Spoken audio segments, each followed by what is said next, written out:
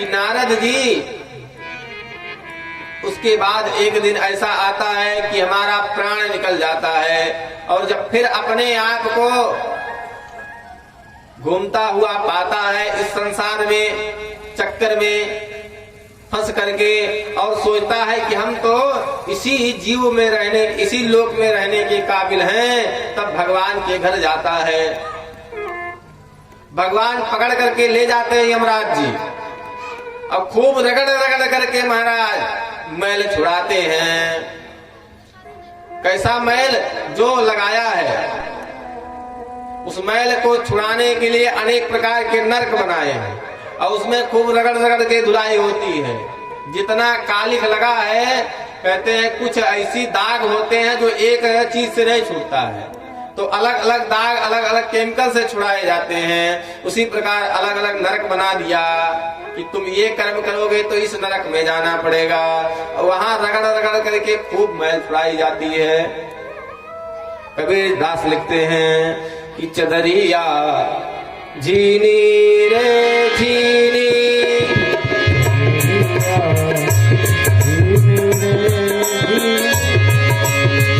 राम नाम रस, राम नाम रस झीनी चदरिया झीनी रे झीनी,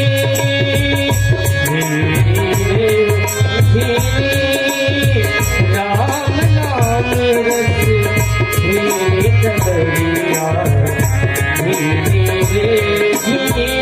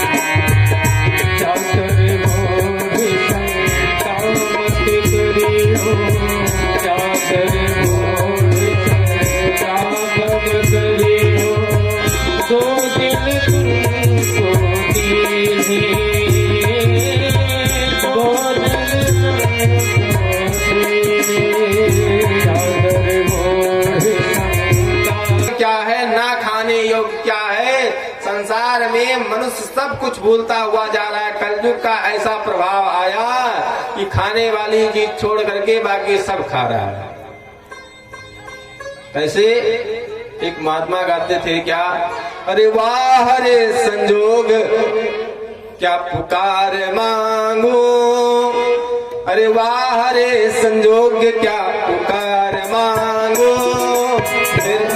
संजोग क्या पुकार मांगो, तेरे जैसा दिलकश बहार मांगो, तेरे जैसा दिलकश बहार मांगो, वाह रे संजोग क्या पुकार मांगो, वाह रे संजोग क्या पुकार मांगो, तेरे जैसा दिलकश बहार मांगो, तेरे जैसा दिलकश बहार मांगो, हाजी लाल मोहम्मद पहलवान मांगो, हाजी लाल मोहम्मद पहलवान मांगो, तुलसी जैसी कन्या से प्यार मांगो, तुलसी जैसी कन्या से प्यार मांगो। क्या है जानते हैं? संजोग, पुकार। अब तो इतना नया नया नाम आ गया, सिग्नेचर, विमल पान मसाला, रजनीगंधा, तुलसी, पहलवान, बीड़ी, सिगरेट। क्या रे, क्या खाने योग्य है, क्या पीने योग्य है, सब कोनो मतलब नहीं। उसको तो छोड़िए, अब तो बच्छ और अबच्छ का कोई नियम नहीं। कहते हैं कि जग में 4 सुअर हैं भाई। देखिए, जग में पहले तो एक ही सुअर हुआ करते थे, जो क्या करते थे, गांव की सफाई करते थे। लेकिन आज 4 सुअर हैं। कौन कौन? अरे जग में 4 सुअर हैं भाई, जो गांवन की करे सफाई। पहला सुअर है मुर्गी भाई, जो नाली की करे सफाई। मुर्गी नाली के कीड़े को खा जाती है। और दूसरा सुअर है मछली भाई, जो जल की करे सफाई। जल में मछलियां डाली जाती थी कि जल की गंदगी समाप्त। और तीसरा सुअर है भाई, जो गांवन की करे सफाई। सुअर गांव के जितने बिष्ठा थे घूम घूम करके सबको खा जाता था। और चौथा सबसे बड़ा सुअर कौन है? और चौथा सुअर है मनई भाई, जो सबही की करे सफाई। बोले राधे राधे। हैं? तो हम मनुष्य किसी लायक हैं क्या? विचार करिए कि मानव तन मिला है तो क्या यही करने के लिए? भगवान ने इतने व्यंजन बनाए हैं कि 56 भोग लगते हैं केवल भोजन के, 56 प्रकार के। एक दिन एक व्यंजन खाया जाए तो 56 दिन बाद दूसरे का नंबर आएगा। हमारे यहाँ जब अन्नकूट होता है तो 150 प्रकार के पदार्थ हो जाते हैं। अयोध्या में जाइए, वृंदावन मथुरा जाइए, जब अन्नकूट में भोग लगता है भगवान का तो लगभग 150 प्रकार के मेवा मिष्ठान भोजन पदार्थ बनते हैं। अरे कचौड़ी, पकौड़ी, रसमलाई, रसगुल्ला खाइए महाराज, रबड़ी, छेना, बर्फी, कितने प्रकार के फल फूल अन्न पड़े हुए हैं खाने के लिए। रोज स्वाद लीजिए, लेकिन व्यक्ति छोड़ करके उसको, और जो नहीं खाना है वही खाता है। सोचिए कि हम 80,000 1 लाख की मोटरसाइकिल लाते हैं और उसमें क्या डालते हैं? पेट्रोल डालते हैं ना। कोई सरसों का तेल भी डाल के चलाता है क्या? कोई अपने मोटरसाइकिल में कभी डीजल की, पेट्रोल की जगह डीजल डाल देगा या मोबिल ऑयल डाल देगा या सरसों का तेल रिफाइंड डाल करके चलाए? सोचे कि ये भी तेल ही तो है। देखिए इतना मोह है कि 80,000 की गाड़ी में दूसरा तेल, मिट्टी का तेल जो पेट्रोल से ही बनता है, नहीं डालता व्यक्ति। कैरोसिन नहीं डालता है। क्यों? गाड़ी खराब हो जाएगी। और यार इतना सुंदर शरीर भगवान ने दिया, एक अंग खराब हो जाए तो लाखों करोड़ों देने पर भी नहीं मिलता। डॉक्टर मना कर देता, भैया व्यवस्था नहीं है। किडनी खराब हो गई, आप किडनी के लिए दर दर ठोकर खा रहे हैं। कोई किडनी अपना दे दे तो हम लगा लें। इस शरीर जो अनमोल है, इसका ख्याल कभी नहीं आता कि इसमें क्या पदार्थ डाल करके यह गाड़ी हमको चलाना है। ये भी एक गाड़ी ही है, साधन है भव से पार जाने का। लेकिन हम इस साधन से इतना प्यार कर बैठे कि हम भूल गए हमको रास्ता भी तय करना है। और साधन के स्वच्छता सफाई में पूरा दिन बिता दिए। अरे बैठल रोवली गुजरिया हो, चदरिया में दाग लग गई। गुजरिया हो, चदरिया में दाग लग गए। गुजरिया हो, चदरिया में दाग लग गए। बैठल रोवेली गुजरिया हो, चदरिया में दाग लग गए। और प्यारे हो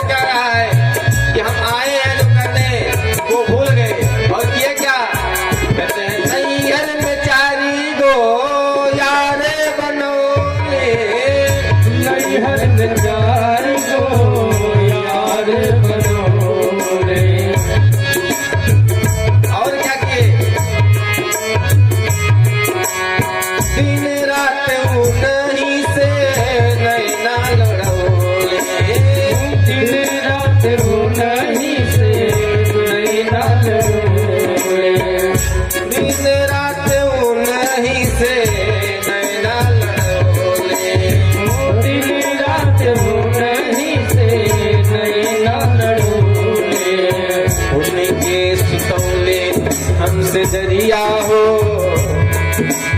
ही तौले हमसे दरिया हो चुनरिया में दाग लग गए बैठल रोवेली गुजरिया हो चुनरिया में दाग लग गए पीवा की नगरिया हो कैसे जाए पीवा के नगरिया हो चुनरिया में दाग लग गए बैठल रोवेली गुजरिया हो चुनरिया में दाग लग गए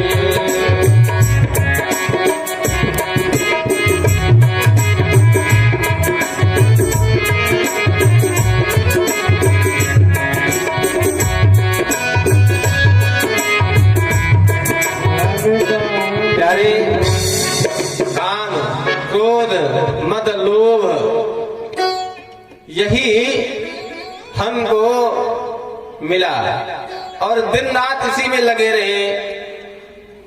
जब जाने का समय हुआ और यमराज आए, पकड़ कर ले गए और पूछे क्या किया भैया? तो कहा भैया गए थे हम वहां, लेकिन रास्ता तय करना भूल गए। क्यों? क्योंकि गाड़ी से मोह हो गया था। और बीरल लाए और दिन रात रोज उसको सफा रहे हैं और जाना बड़ी दूर है, जा नहीं रहे हैं। यात्रा तय करना है, राह भूल गए। साधन इसीलिए मिलता है कि आप रास्ता तय कर सकें। और थोड़ी दूर जाना हो तो मोटरसाइकिल, और दूर जाना हो तो बस, और दूर जाना हो तो ट्रेन, और दूर जाना हो तो हवाई जहाज। और प्यारे, जो जितना जल्दी पहुंचाता उसमें खतरा भी उतना जल्दी है। सोचो, मोटरसाइकिल लड़ेगी तो हाथ पैर हो सकता है, कहीं सीताराम हो, और कहीं ट्रेन लड़ेगी तो बच सकते हैं, लेकिन कहीं प्लेन में खराबी आई तो राम नाम सत्य है। तो प्यारे, शरीर मिला है, भगवान ने दिया है क्या कि भगवान का भजन करिए, भगवान की कथा सुनिए। इतने सारे प्रसंग इसीलिए सुनाए जाते हैं कि हमको यह ज्ञान हो जाए कि हम आए किस लिए हैं इस संसार में, और जो हम करार करके आए थे वहां से वो भूल गए हैं, उसको याद दिलाता है। जब आप कथा सुनने जाएंगे, सत्संग सुनने जाएंगे, तब आपको यही याद दिलाया जाता है कि आप अपने काम को करिए लेकिन भगवान को भूलिए मत।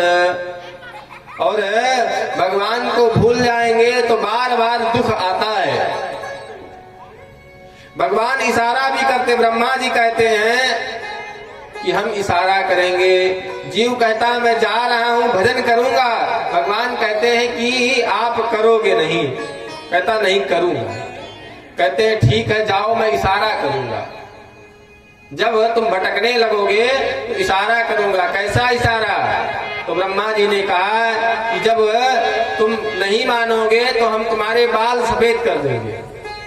कि मतलब अब काला कर्म छोड़ो और अब श्वेत कर्म में आ जाओ, धर्म कर्म करो।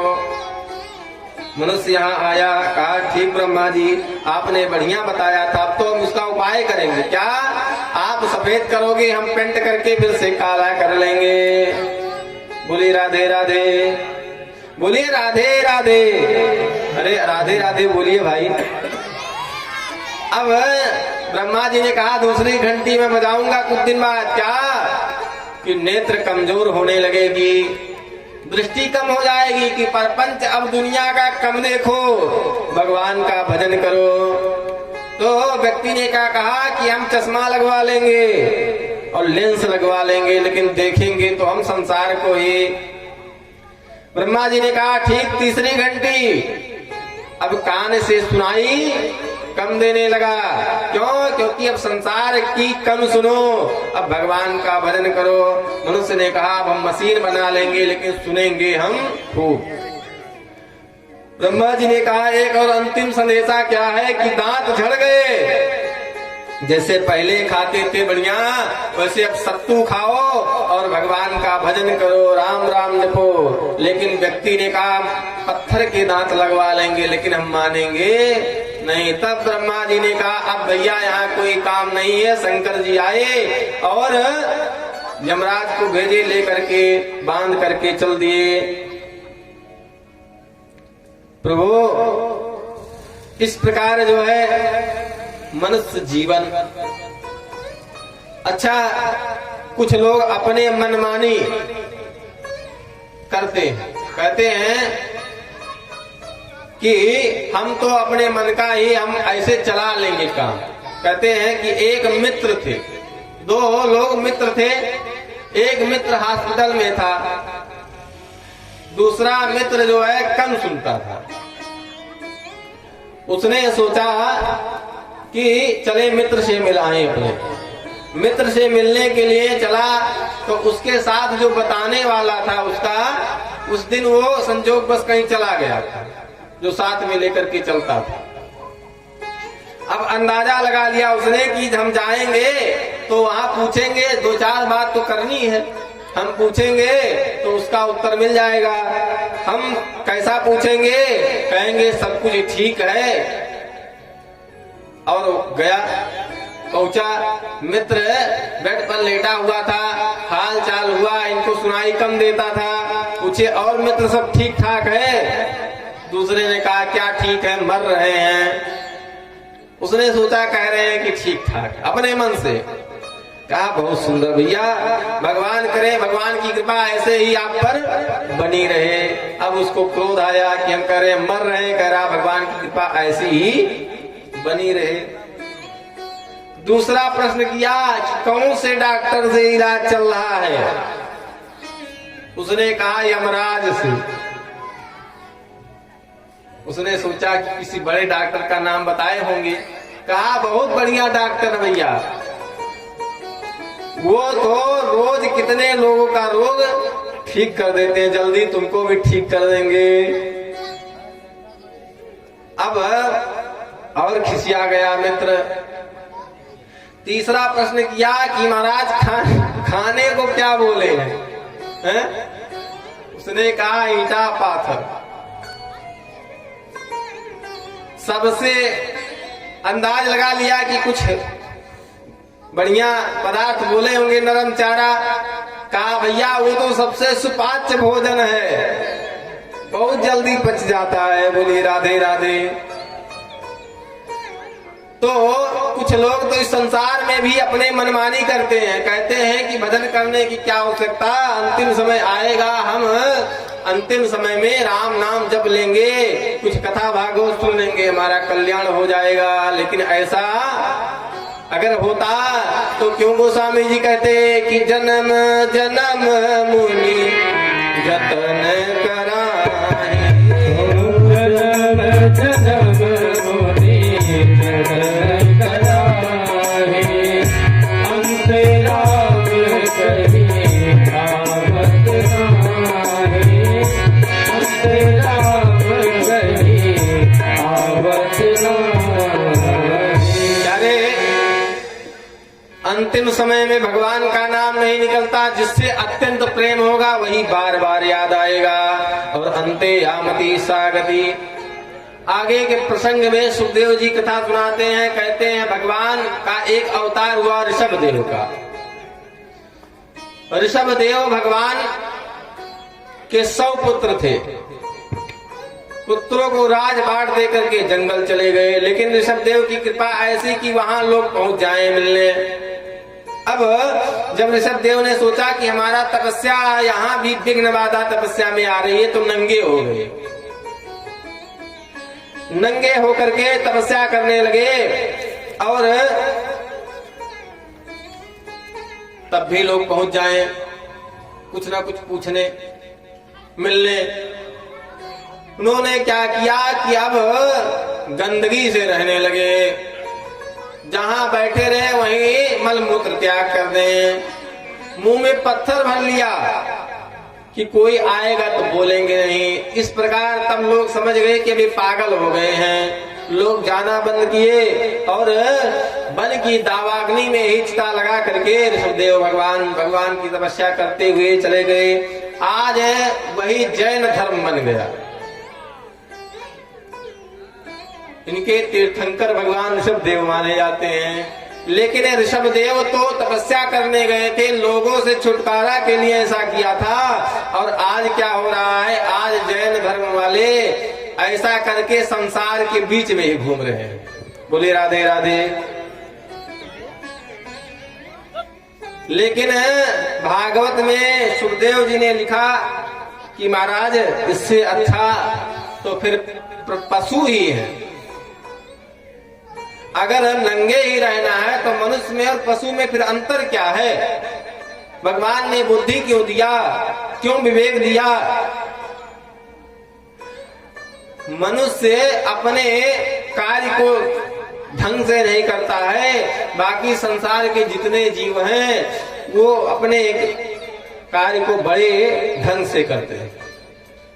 पशु पक्षी संभोग अपने समय पर करते हैं, भोजन अपने समय पर करते हैं, रात्रि कालीन विश्राम करते हैं। लेकिन मानव ऐसा है, सब अतिक्रमण करके जैसी इच्छा वैसा काम करता है। जब पाया तब खाया, जब मन हुआ तब सोया। प्यारे,